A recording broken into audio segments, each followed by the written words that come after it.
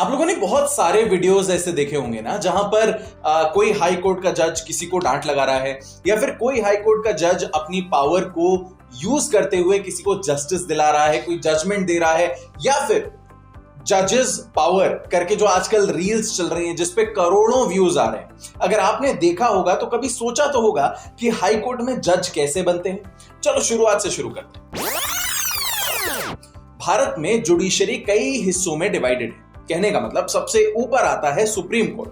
अब कई लोग कहेंगे साहब सुप्रीम कोर्ट और हाई कोर्ट बराबर है। कहने के लिए आप कह सकते हैं दोनों ही कॉन्स्टिट्यूशनल बॉडीज हैं, लेकिन in all reality supreme court high court से ऊपर ही आता है। हाई कोर्ट की अपील्स सुप्रीम कोर्ट में ही जाती हैं, that goes without saying. Supreme court से नीचे भारत में आते हैं हाई कोर्ट्स। हाई कोर्ट्स हर स्टेट में दिए गए हैं। उन स्टेट्स के हाई कोर्ट्स के साथ में वहां पर उनकी बेंचेस भी हैं, जिन्हें विदेशों में सर्किट कोर्ट्स कहा जाता है, वो हमारे यहां हाई कोर्ट कहलाते हैं। अब इन हाई कोर्ट्स के अलावा उन सारे स्टेट्स में डिस्ट्रिक्ट्स में डिस्ट्रिक्ट एंड सेशंस कोर्ट दिए जाते हैं, जहां पर छोटे छोटे मामलों की सुनवाई की जाती है, फिर जो कोर्ट ऑफ फर्स्ट इंस्टेंस होते हैं in most of the matters. इसके अलावा बहुत सारे रेवेन्यू कोर्ट्स वगैरह भी होते हैं, but those are not related to our this discussion. Now दो तरीके होते हैं देखिए हाई कोर्ट जज बनने के। पहला है जहां आप जुडिशरी से बनते हैं, तो आप ये जो एग्जामिनेशन देंगे, इस एग्जामिनेशन से आप क्लास 2 मैजिस्ट्रेट बनेंगे।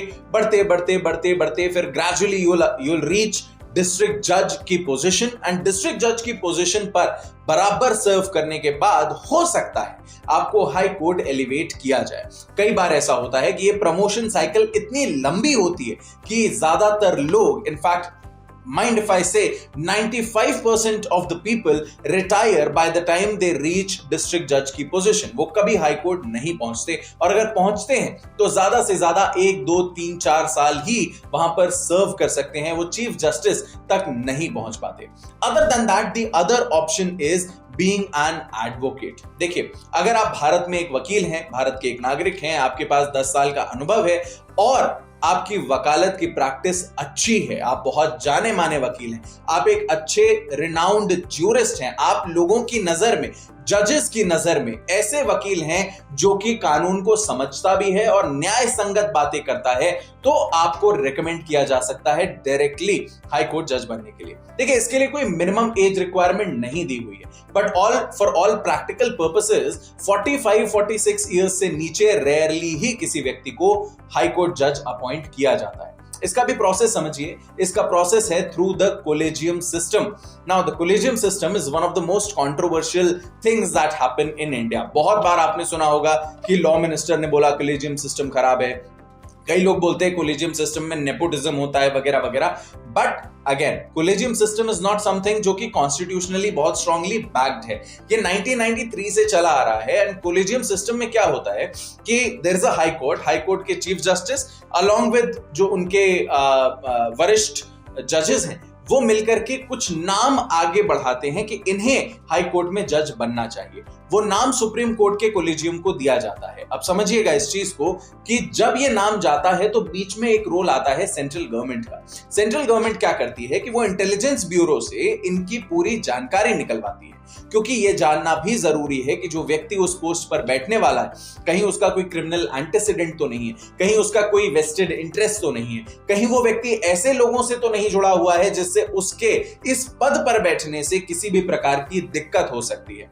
एंड अगर मान लीजिए सेंट्रल गवर्नमेंट को ऐसा लगता है कि हाँ ये व्यक्ति ठीक नहीं होगा, तो वो आपत्ति भी ले सकती है। हाउएवर, अगर ये नाम दोबारा से रेकमेंड किया जाता है तो सेंट्रल गवर्नमेंट के पास एक्सेप्ट करने के अलावा और कोई चारा नहीं होता। सुप्रीम कोर्ट का कलेजियम वरिष्ठ जजेस और चीफ जस्टिस से मिलकर के बना हुआ है। हालांकि हमारी लॉ मिनिस्ट्री कई बार ये कह चुकी है कि सरकार का भी एक प्रतिनिधि उस कलेजियम सिस्टम में होना चाहिए, लेकिन इस रिक्वेस्ट को बार बार या तो हटाया गया है या फिर अबेयंस पर रख दिया गया है। इस बात को समझिएगा कि अगर सरकार का एक प्रतिनिधि इस तरीके से कोलेजियम सिस्टम में बैठेगा तो इट वुड प्रमोट दोज जजेस जो कि सरकार के फेवर में होंगे, एज अपोज टू दोज जजेस जो शायद आपको फेवरेबल या आपको जस्ट न्यायिक संगत वाले दिखाई देंगे। इस वजह से इस रिक्वेस्ट को हमेशा से टाला जाता गया है। अब इन सब के बाद में जो नाम फाइनलाइज होते हैं उन नामों को भेजा जाता है राष्ट्रपति महोदय के पास। राष्ट्रपति के मोहर लगने के बाद ही कोई भी व्यक्ति हाई कोर्ट या सुप्रीम कोर्ट में जज बनता है। तो ये समझिए, हाई कोर्ट में भी जो व्यक्ति जज बना है, प्रेसिडेंट उसकी नियुक्ति करते हैं।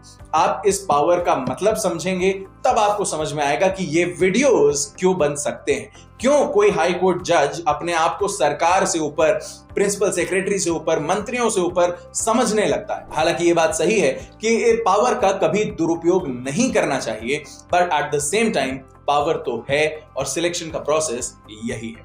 आगे संभावना है कि ऑल इंडिया जुडिशियल सर्विसेज का एग्जामिनेशन कंडक्ट किया जाए, for which a lot of governments have batted for, कि एक एग्जामिनेशन हो जिसके थ्रू इनका सिलेक्शन किया जाए। ये जजेस बनते हैं एक अपनी एज लिमिट तक के लिए, उसके बाद इनका रिटायरमेंट हो जाता है।